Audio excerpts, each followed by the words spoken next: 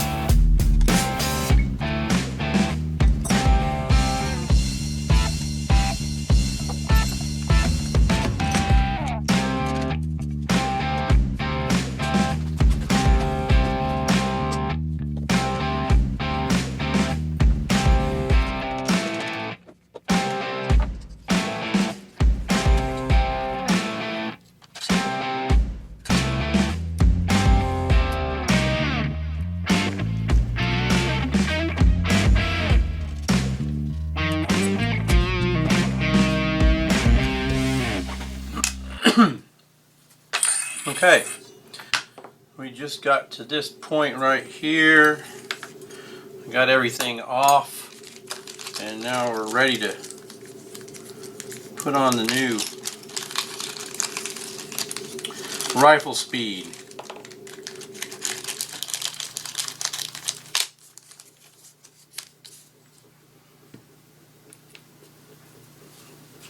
Okay, so Riflespeed has a couple of different ways to do this. If you've got a gun like an AR-15 style barrel where there's actually notches in the bottom of the barrel, you could use the roll pin to hold it in place. In the case of the DPMS, they've got set screw holes here. Although these aren't going to line up exactly with it, I'll probably be able to get it in one of them. The other one's a little bit ahead of it. And then they send you a new pin for the gas tube on it. And also, they sent an extra plunger. This little plunger right here is for the detent that goes in this. And I won't be needing this. And let's make sure it fits first. That would be really important. There we go. Let's see. Hold on. I got oh, perfect. And that one does line up beautifully. Need like 8 hands to do this.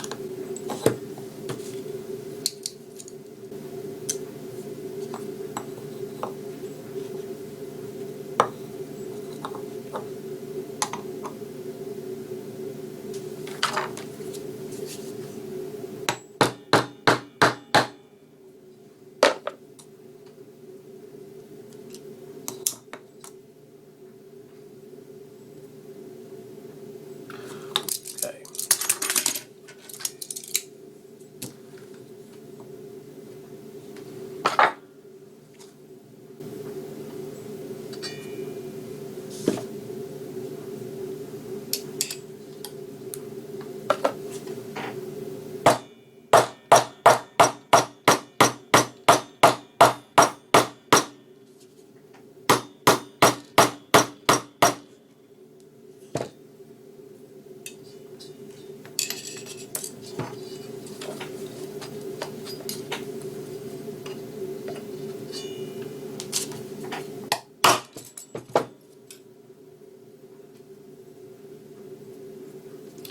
Perfect. For the foregrip, grip, I had to take a Dremel tool and elongate the bottom to make up for the different height of what the gas tube was. It was just a little bit higher, about 1/8 of an inch higher, 3 millimeters higher. So I took that much out of the bottom, got that on, and we put the set screws in and use some Loctite on them, and I tighten this down, and we're good to go. And now it's time to go ahead and put the whole entire thing back together again. This looks like it's going to work nice. It twists. I can't wait. Okay, I didn't want to bore you guys with putting everything back together. I try to keep these videos at about 8 to 15 minutes long because the attention span of most people is around 3 minutes. That could be due to the poor content. Anyways, I got it all put back together. We're going to take it out on the range and we're going to see how this works. I love it. I mean, it's easy to adjust. It's right there in your face.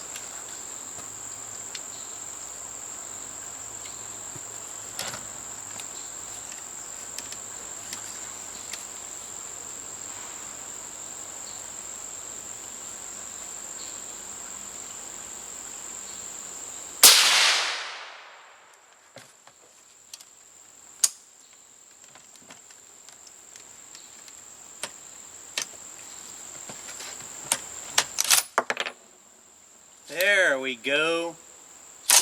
I was going the wrong way.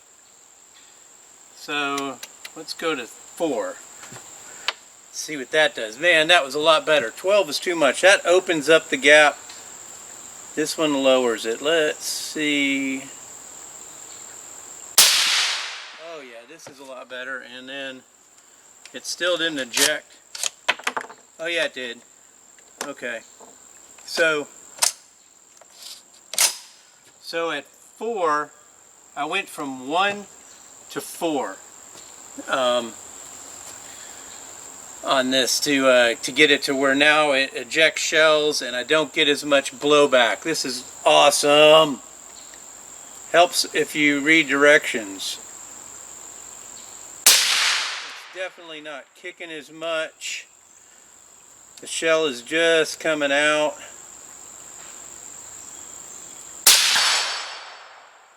Yeah, I love this. This is great.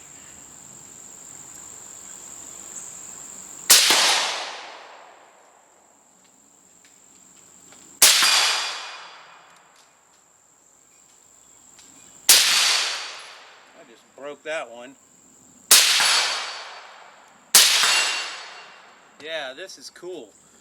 I might even be able to turn it down just one more to 3. Let's see if it works that way.